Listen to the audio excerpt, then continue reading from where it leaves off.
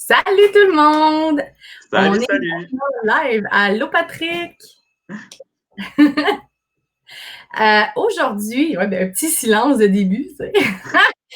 Aujourd'hui, Événement Dynamique reçoit sa chronique On jase mariage, Patrick Hébert. Patrick Hébert, photographe, qui est maintenant un partenaire d'Événement Dynamique pour ce qui a trait à la photographie. Fait qu'aujourd'hui, on va parler de ça, on va parler des services d'un photographe. À quoi ça sert, qu'est-ce que ça mange en hiver, à quoi il faut penser, etc., etc. Fait que là, pour ceux qui vont venir d'arriver, je vous invite à vous manifester, je vous invite à nous dire un petit coucou en commentaire, à me dire si vous avez des questions au sujet des photographes, si vous avez des questions au sujet du déroulement d'une journée, faites des commentaires, puis faites des réactions. Genre, faites des pouces, des sourires, des rires, peu importe, faites ce qui vous tente, du moment que ça soit réactif dans le live, parce que moi, je veux que ce soit une rencontre qui soit bidirectionnelle. Donc, moi puis Patrick, on va jaser, mais ça serait le fun que vous participiez aussi. Fait que l'invitation, elle est lancée. Alors, aujourd'hui, moi, je voulais vous présenter Patrick. Patrick qui est photographe, puis on veut savoir son histoire. Patrick, raconte-nous comment c'est arrivé tout ça. Bon, par où commencer? Je suis né à la ville de Montréal, à l'hôpital Ville-la-Salle. J'embarquerai pas là-dedans. Non, mais pour vrai, la photographie a toujours fait partie de ma vie. Avant d'être photographe, quand j'ai commencé à mon adolescence, lors de mon primaire, début de secondaire, je m'intéressais beaucoup au domaine artistique, donc j'allais souvent passer des auditions pour des rôles d'affiguration, pour être modèle, pour différents projets. Et à un moment donné, à mon adolescence, quand il y a eu un certain temps mort, j'ai décidé de me lancer en photographie. Donc, on m'a confié une caméra à l'école pour aller couvrir des photos, des activités, des événements. Et j'ai commencé à avoir la piqûre de la photographie en général. OK. C'est vraiment au début de mon cégep que j'ai commencé à avoir mes contrats. Donc, quand je suis sorti du secondaire, que j'ai commencé à faire de la photographie vraiment à mon compte, payant aussi, si on peut dire ça comme ça. Donc, je jugeais qu'au début du cégep, j'avais assez d'expérience pour me lancer officiellement à mon compte. Et je me suis réellement lancé dans l'événementiel, photo de spectacle, portrait mode aussi, photo casting. Et la photo de couple et le mariage a tranquillement fait place dans ma vie où j'ai réalisé que j'aimais beaucoup aussi mettre de l'avant une personne, de faire rayonner un individu, un couple, un projet, un événement. Et puis, le côté relation humaine a toujours fait partie de moi. Donc, le côté relation sociale avec les gens, donc d'aller chercher des émotions, j'ai adoré cette expérience-là. Et depuis, ça fait presque 10 ans que je fais de la photographie maintenant et que je photographie couple et mariage aussi. C'est génial. On a Kéliane qui dit bonjour. Allô, Kéliane! Allô, allô! Une petite histoire courte. J'ai rencontré Kéliane dans un salon du mariage à Vaudreuil. Puis là, Kéliane m'a présenté Patrick. Puis là, on est tous tombés en amour. Exactement. Et Kéliane est ma meilleure amie à ce jour aujourd'hui. Puis là, pour ceux qui sont là, j'ai indiqué en commentaire comment joindre Patrick si jamais ça vous intéresse d'aller voir ce qu'il fait un petit peu. Donc, j'ai mis son site web, j'ai mis sa page Facebook, puis je vous ai aussi mis son, comment qu'on appelle ça, un pseudo, en tout cas, son nom de Instagram, donc le @Hébert _Pat. Fait que vous pouvez aller voir ce qu'il fait, Pat. Puis, de ce temps-là, quand on parle mariage un petit peu, comment ça fonctionne de ton côté quand tu Qu'est-ce que rencontres, tu veux dire? quand tu rencontres des nouveaux futurs mariés, on va dire ça comme ça, puis qui ne savent pas trop ce qu'ils s'en vont parce que les futurs mariés savent que ça leur prend un photographe. Ça, c'est sûr. Oui. Ça prend quelqu'un pour prendre en photo les moments de la journée, puis avoir des beaux souvenirs. Mais y a-t-il des choses que les futurs mariés doivent savoir quand ils veulent engager un photographe? Qu'est-ce qu'ils doivent eux-mêmes connaître? Parce qu'ils doivent faire des recherches un petit peu, ce qu'ils veulent. Parle-nous-en un petit peu plus de qu'est-ce qu'ils ont besoin de savoir et de choisir pour prendre un photographe. La première chose que je vais dire, c'est que les gens, les futurs mariés vont me contacter parce que ça le fait du bouche à oreille. Donc, ils n'ont pas forcément cherché pour me trouver, c'est que j'ai été référé par quelqu'un. Donc, c'était surtout du bouche à oreille que ça fonctionne. Par contre, je reçois quelques demandes par année via mon site web pour qu'on puisse se rencontrer pour voir qu'est-ce que je peux leur offrir. et prône vraiment la rencontre en personne. Mais là, on est en mode COVID, donc à voir comment est-ce qu'on fait, mais par téléphone ou par vidéoconférence, ça se fait tout autant. Le plus important, lorsqu'on veut engager un photographe, par exemple, c'est vraiment en fonction vraiment le style de photo que le photographe fait. Est-ce que c'est un style qui me représente? Par exemple, est-ce que c'est un style un peu trop sombre? Est-ce que c'est trop lumineux? C'est qu'est-ce que je veux rechercher dans mes photos de mariage à la base? Donc, c'est comme ça qu'on va chercher un photographe qui nous intéresse. Avant même de penser au prix et de penser à la personne, c'est vraiment, c'est quoi le genre de photo que je veux? Comment est-ce que je me vois dans mes photos de mariage? Et par la suite, on commence la recherche et on trouve un des photographes qui nous inspire, que nous aimons, qu'on a entendu parler, qu'on aimerait découvrir. Donc, rencontrer le photographe est très important parce que c'est vraiment une question de chimie, de personnalité. Est-ce que j'ai une belle relation quand on se parle? Est-ce qu'on se comprend? Est-ce qu'on a à peu près la même vision des choses? Donc, c'est important parce qu'on passe quand même une journée complète, en général, ensemble. Le photographe est là pour vous guider, vous aider dans votre déroulement. D'une certaine façon, on gère un peu l'horaire parce qu'on chronomètre, on donne les minutes de combien de temps est-ce qu'on a pour faire ci, pour faire ça. Il faudrait se dépêcher un peu si on va avoir le temps de faire ci. Donc, on gère un horaire en même temps. Donc, il y a un côté quand même. Quelque chose que vous faites à l'avance, d'établir un horaire. C'est quoi? C'est un horaire de la séance photo, en fait? En fait, quand on rencontre les mariés et le photographe, moi, je m'assois avec eux et je cerne leurs besoins. Donc, qu'est-ce que vous aimeriez? OK, je ne sais pas trop ce que je veux. OK, bien, moi, je vais vous diriger. J'ai une liste avec moi. Qu'est-ce que vous aimeriez avoir en photo? Parce que forcément, vous ne savez pas combien de temps est-ce que vous voulez que je sois là, qu'est-ce que vous voulez que je photographie. Donc, en soi, j'ai une liste avec tous les sujets qu'on peut aborder lors de photos de mariage et on regarde une étape à la fois, qu'est-ce qu'on fait. Vous voulez des photos des préparations de la mariée? Voulez-vous aussi celui du marié?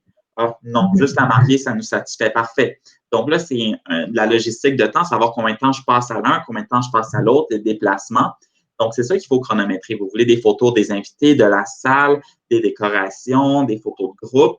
Donc, c'est là qu'on va regarder c'est quoi leurs besoins et surtout à quelle heure on commence et à quelle heure qu'on finit. Donc, un coup, on a passé notre liste, j'ai coché qu'est-ce qu'on veut. Et ensuite, bien sûr, on va parler en moyenne de combien est-ce que ça peut coûter. Donc, en soi, il y a des prix pour tous les goûts. Il y en a qui peuvent partir de 500 puis ça peut coûter des milliers de dollars, dépendamment de qu'est-ce qu'on recherche et qu'est-ce qu'on veut au niveau des photos, des services, des forfaits qu'on veut offrir. Donc, c'est sûr, ça va dépendre des besoins. Plus la demande est plus grosse, plus ça peut coûter un peu plus cher. Mais moi, je le vois comme étant un mariage, ce n'est pas une dépense, c'est un investissement d'une vie. Parce qu'on va se dire, en général, on va se marier une seule fois dans notre vie parce que selon le modèle de mariage, on veut passer notre vie avec cette personne-là.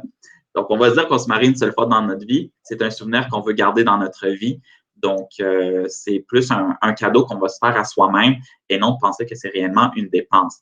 Il y a beaucoup de photographes que j'ai dans mon entourage. Je suis amoureux des photos que certains font. Moi, quand je vais me marier, oh mon Dieu, comment me trouver un photographe? C'est là qui va être tout un défi à faire. Tout à fait. Tout à fait. Donc, si je comprends bien, si je fais un petit wrap-up pour ceux qui viennent peut-être d'arriver. Bonjour à tout le monde qui vient d'arriver. Là, je vois qu'on est rendu 5. Salut, salut! Écoutez, si vous avez des questions pour Patrick ou pour Événement Dynamique Roxane, n'hésitez pas à écrire en commentaire. Donc, c'est ça. Fait que si je comprends bien, tu es un peu le chef d'orchestre de la photo. Puis, là, je me demandais, est-ce que tu travailles seul? Est-ce que des fois, tu es avec une autre personne? Est-ce que toi, tu offres le service de vidéaste ou seulement la photographie? Moi, je vais travailler seul assez souvent, dépendamment du mandat, de la grosseur du mariage aussi. Quand on dépasse à un moment donné un 8 heures et plus, ça commence à être lourd pour une seule personne et je travaille à deux parce qu'on a beaucoup à photographier. Surtout s'il faut que je photographie la mariée et le marié en même temps. Je ne peux pas être à deux places en même temps. Malheureusement, je n'ai pas trouvé encore le pouvoir de me dupliquer en deux. Donc, en deux. Donc, je vais avoir un second photographe avec moi pour m'accompagner, pour qu'on se divise le travail en deux, pour se faciliter le tout et d'avoir une meilleure coordination logistique en temps. Dans mon cas, je travaille en tant que photographe et non pas vidéaste parce que la photo et la vidéo, c'est deux arts complètement différents aussi. Si je fais de la photo, je ne peux pas faire de la vidéo en même temps et vice-versa. Par contre, j'aime beaucoup référer des vidéastes avec qui je collabore sur différents projets. Bien sûr, tout est une question de style, de qu'est-ce qu'on veut comme vidéo, combien de temps est-ce qu'on veut. Est-ce que c'est plus un documentaire? Est-ce que c'est plus une histoire à raconter? Des images souvenirs punch? Ça va dépendre de qu'est-ce qu'on recherche au niveau du vidéaste aussi. Donc, c'est deux entités complètement différentes. Il y en a qui décident d'offrir les deux services. Moi, je ne me vois pas être en mesure de le faire. Premièrement, parce que mon équipement s'est spécialisé en photographie et je me sentirais imposteur, si on peut dire ça comme ça, d'utiliser mon équipement photo pour faire de la vidéo parce que la vidéo, c'est un art en soi aussi. Tout à fait. Puis il y a tout le volet montage après ça qu'il y a à faire qui prend quand même beaucoup de temps. Mais c'est un must quand même. On le voit dans dans les tendances actuelles dans le mariage, que la vidéo commence à prendre vraiment place, étant donné que une image, oui, ça reste en tête, mais quelque chose qui est dynamique, qui bouge, tu vas avoir vraiment un meilleur souvenir de ton mariage. Puis, tu sais, on le sait bien, là, on veut tous s'asseoir dans le sofa, mais qu'on ait une cinquantaine d'années, puis qu'on regarde notre vidéo de mariage pour se rappeler les bons temps, là, les bons souvenirs. De plus en plus, je vais promouvoir le fait d'avoir un vidéaste aussi. Le vidéaste, c'est pas forcément de l'avoir tout au long du service, mais de se dire, c'est quoi les moments que je veux qu'ils soient captés? On va se dire, c'est surtout la cérémonie officielle qui est importante, c'est les émotions, la première danse, qui sont les moments en vidéo qui est le plus beau à capter d'une certaine façon. Puis après ça, il y a tous les petits détails d'à côté.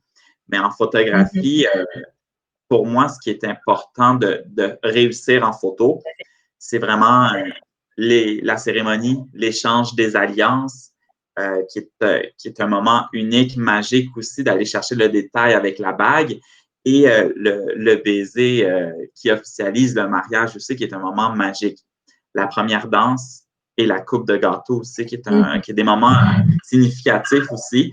Bien sûr, on a la photo de groupe, qui est toute une histoire à travailler parce qu'il y a toujours un petit quelque chose qui se passe. Mais c'est des moments magiques à capturer en image. Puis dis-moi, quand tu fais la photo de groupe, là, tu fais cocasse, ça te prend combien de temps en moyenne pour réussir à faire une bonne photo avec tout le monde?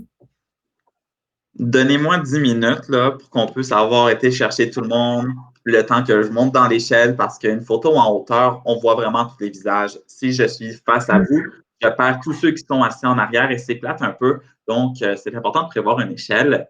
Petite information conseil pour votre prochain photographe. Mais de réussir à avoir le regard de tout le monde, d'être certain qu'il ne manque pas quelqu'un.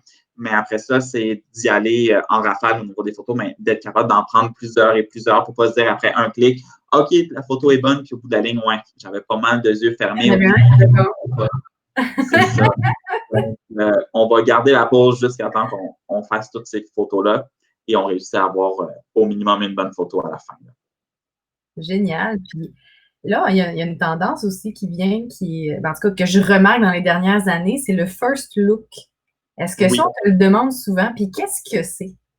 On me le demande pas souvent. Kéliane qui est en ligne en ce moment, je vais parler de son mariage parce que c'est un des derniers mariages que j'ai fait aussi. Donc, Kéliane, qui était notre mariée, a décidé de faire un first look avec son copain, donc avec son futur époux. Donc, on était dans un champ. Michael, son conjoint, était dos à elle. Elle est arrivée derrière, lui a touché l'épaule et ils se sont virés pour se regarder. Donc, c'est le premier regard qu'on va avoir des mariés avant la cérémonie. C'est un moment intime qu'on va partager. C'est des émotions. Ça évite d'une certaine façon qu'on fait juste pleurer pendant la marche officielle du mariage aussi. Donc, c'est une façon de détendre l'atmosphère. C'est de se voir la première fois tout habillé, tout préparé, ou ce qu'on n'a pas forcément vu, qu'est-ce que l'autre va réellement porter. Donc, c'est plus sacré au niveau de la robe de la mariée, bien sûr.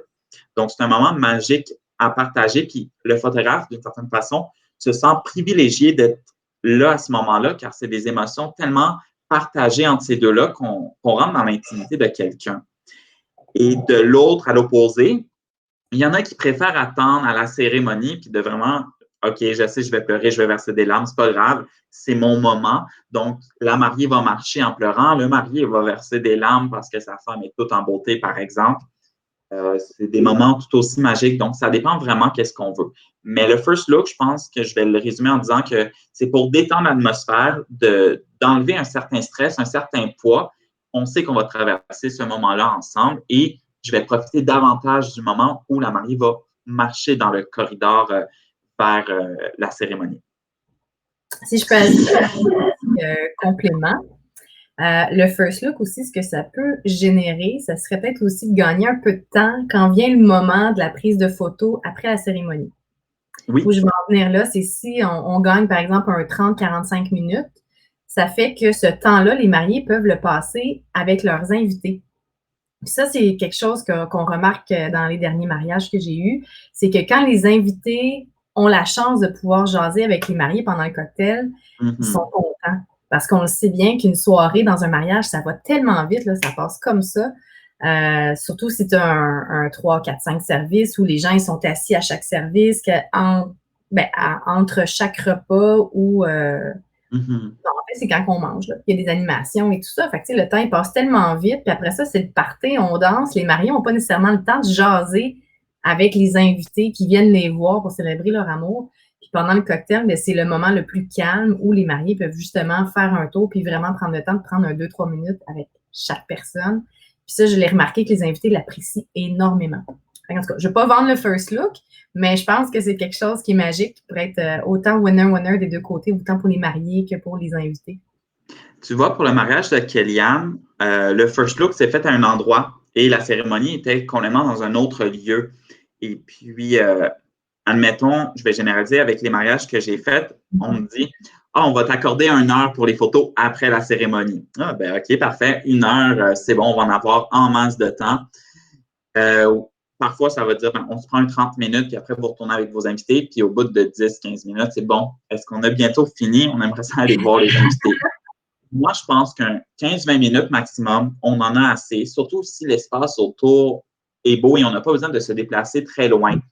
Dans le cas du mariage avec Kellyanne, on a fait la cérémonie, on a fait le first look à la maison, donc il y avait un champ en arrière et on a utilisé le champ. Quand on a été à la cérémonie, on a sorti à l'extérieur, qu'il y avait d'autres types de champs et une végétation aussi. Donc, on a utilisé l'extérieur pour aller faire des photos de couple aussi, pour aller chercher un autre style dans les photos, parce que c'était d'autres décors de plus qu'on a dans nos photos par la suite, donc d'autres souvenirs qu'on a encore. Moi, mettons, quand on magasine pour une salle, un endroit, autant l'intérieur que l'extérieur est important parce que des photos intérieur-extérieur, c'est pas le même style, ça fait pas la même chose. L'extérieur avec la lumière naturelle, le soleil, les rayons, c'est magnifique, c'est une chaleur qu'on rajoute de plus. Donc, le magasinage, par exemple, de l'endroit se fait pour moi autant à l'intérieur qu'à l'extérieur aussi. Tout à fait. J'ai perdu mon fil. Hey, il y a Ginette Dugas-Veilleux qui est là avec nous. Allô, Ginette? Tu la connais-tu, toi, Patrick? Oui, Ginette, j'ai photographié le mariage de son fils la fin de semaine qui vient de passer.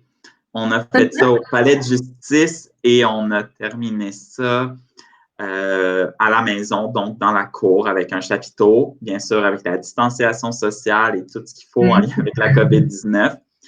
Et dernièrement, j'ai même photographié un mariage au Flotel à Salaberry de Valleyfield. Le Flotel, c'est un hôtel flottant sur l'eau.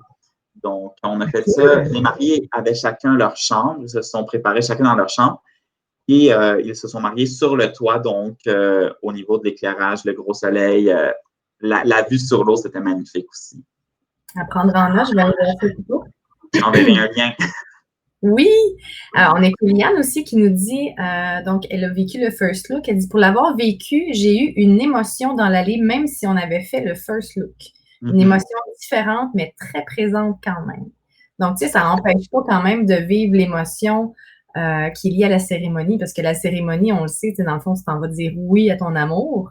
Donc, on voit très bien que, en fait, le first look, ça va être vraiment le petit moment de je vois mon homme ou je vois ma femme, il est comme, oh wow, c'est magnifique, hey, on va le faire. Puis j'imagine, après, corrige-moi, Kéliane, si je suis dans l'erreur, mais après ça, j'imagine que quand tu marches dans l'allée, justement, pour aller dire oui, ben là, tu as l'excitation et l'émotion de dire « Wow, je le partage avec tout le monde ». C'est un autre genre d'émotion qu'on va aller chercher lors de la cérémonie, c'est certain.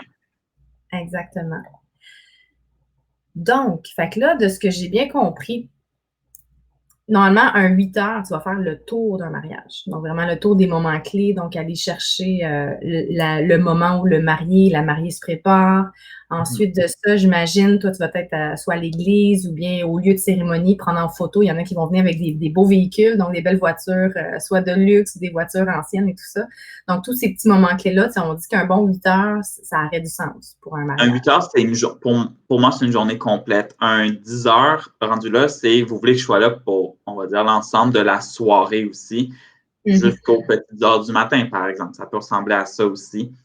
Un 8 heures, ça couvre vraiment une journée complète pour un mariage. Et à un moment donné, quand on a fait la coupe de gâteau en soirée, une partie soirée dansante, ben, le photographe n'est pas obligé de rester jusqu'à la fin après ça parce que c'est plus à la discrétion des mariés. C'est une autre vibe, une autre énergie différente rendue à une certaine heure parce qu'on va se dire peut-être qu'il y a eu un petit peu trop d'alcool. Est-ce qu'on veut vraiment se souvenir de cette finale-là? Peut-être pas. Mais habituellement, on va se rendre jusqu'à la première danse, la coupe du gâteau et un début de soirée dansante. Génial! Ben écoute, c'est parfait tout ça. Fait une fois que le mariage est célébré, tout ça, le photographe, lui, il repart avec tout son matériel. Les mariés, ils doivent s'attendre à combien de temps après pour avoir et obtenir leurs photos? Ça peut varier. On travaille tous de différentes façons, bien entendu. Au niveau des photographes, ça va dépendre, dans mon cas, ça va dépendre aussi des contrats que j'ai un après l'autre aussi, parce que j'ai d'autres mandats qui peuvent suivre soit avant ou après, donc on va y aller avec la priorité de qui était l'avant. Moi, en général, ça peut aller de 2 semaines à 1 mois pour la remise d'un mariage complet, par exemple. Et bien sûr, si je te dis en 2 semaines, 1 mois, mais je vais te tenir informé de où est-ce que j'en suis rendu dans le processus. Donc, je ne te laisse pas attendre tout le mois au complet. Là. Je te mentionne combien de temps, quand est-ce qu'à peu près je pourrais être capable de te livrer les photos, par exemple. J'imagine que tu leur envoies quelques petites photos teaser en attendant pour les faire patienter. Oui. Habituellement, on va avoir les photos de la cérémonie précisément, la photo de groupe, photo de cortège, qui sont les principales photos qu'on veut avoir aussi. Tout à fait. Kéliane nous a répondu, donc elle a dit « Oui, exact, j'ai fait mon entrée avec mon papa et mon papy, alors ça c'était bien significatif. Puis après ça, tout l'amour que les invités dégagent, c'est tellement puissant et fort comme sensation, c'est vraiment spécial. » Ah, c'est beau à Je entendre. pleurais. Je me rappelle de ces moments-là. Là. Oui, exact. Bon, ben écoute, merci beaucoup pour nous avoir donné toutes ces informations-là. J'espère que ça éclaire les gens sur un peu plus, en fait, sur le photographe, son importance et tout ça. Vraiment, c'est quelque chose à ne pas négliger si vous voulez garder en mémoire votre mariage. Entre-temps, événement dynamique va être là la semaine prochaine, même heure, même poste. Donc, mardi à 12h15, on donne un 5 minutes là, en fonction de l'outil que j'utilise. Ça va être moi, en fait, qui va venir vous parler tout seul. Donc, je vais venir vous parler de pourquoi engager une planificatrice de mariage. Donc, à quoi ça sert? C'est quoi l'avantage? Etc. Fait que je vous laisse mijoter là-dessus. Fait que ça, je vous reviens la semaine prochaine. Entre-temps, je vous invite à me suivre sur les réseaux sociaux. Donc, je suis présente sur Facebook. J'ai même 2 pages. J'ai événement dynamique mariage, donc qui est vraiment dédié au mariage. Je pense que là, vous l'avez vu, là, que ça s'améliore. Il y a beaucoup de contenu. Ça commence à devenir bien le fun. Puis, j'ai événement dynamique lancement d'entreprise aussi parce que je fais également des lancements. Donc, pour les entrepreneurs, des fois, c'est l'entreprise déménage, on veut faire un gros party pour annoncer dans le nouveau quartier que l'entreprise est arrivée, un lancement de produits ou des choses comme ça. Donc, je vous invite à me suivre sur Facebook. Si vous voulez un petit peu plus d'inspiration, il y a Pinterest. Donc, sur Pinterest, je vous mets différents types de mariages, donc en fonction des thèmes et tout ça, un peu d'inspiration, de décoration. Et bien sûr, je suis sur Twitter, mais pas souvent. De temps en temps, je vous mets un petit post, un petit tweet, là, mais j'avoue que je ne suis pas bébé là non plus. Et mon site web s'en vient très prochainement. Fait que là-dessus, vous allez pouvoir avoir accès à ma page des partenaires dynamiques. Donc ça veut dire tous les partenaires comme Kéliane, Patrick et j'ai Monica, en tout cas, j'en ai d'autres, mais je ne vais pas tous les énumérer aujourd'hui. Ça va venir tranquillement pas vite. Vous les ajoutez dans le site web. Puis, ben ça, ce que ça fait, ces partenaires-là, c'est quand vous faites affaire avec Événements Dynamiques, ben vous obtenez un 10 d'exclusivité de rabais avec eux autres. Fait que c'est bien bueno. Alors, je vous remercie à tous d'avoir été là. Merci à toi, Patrick, d'avoir été présent, de nous avoir parlé de ce que tu fais. Puis, je vous souhaite une belle journée à tous. Puis, on se revoit la semaine prochaine. Salut! Bye bye! Bye bye!